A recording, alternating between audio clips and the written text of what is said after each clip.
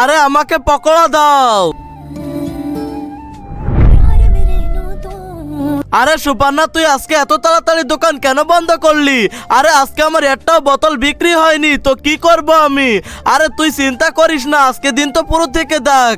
আরে না না, কি করব, কিছুই ভাল লাগছে না। আরে দিদি পকোড়া দাও। আরে বাপরে, এত পরিমাণ ঝাল দিয়েছো? আরে হ্যাঁ, এতে তো একটু ঝাল আছে।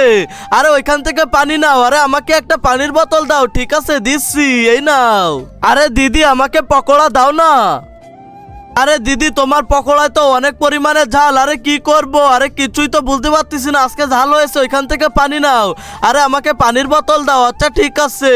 আরে এই তো সব পানির বোতল প্রায় শেষ হয়ে যাচ্ছে। এই নাও পানির বোতল নাও। আরে এই নাও পকোড়া খাও।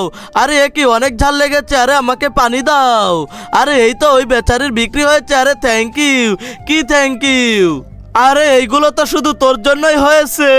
কিন্তু তার আগে তুমি যদি মক্কায় গিয়ে হজ করতে চাও তাহলে ভিডিওতে লাইক করে চ্যানেলটিকে সাবস্ক্রাইব করে দিবে। আরে ওয়াও, খুব সুন্দর হয়েছে, খুব সুন্দর লাগছে। লাইক সাবস্ক্রাইব করো।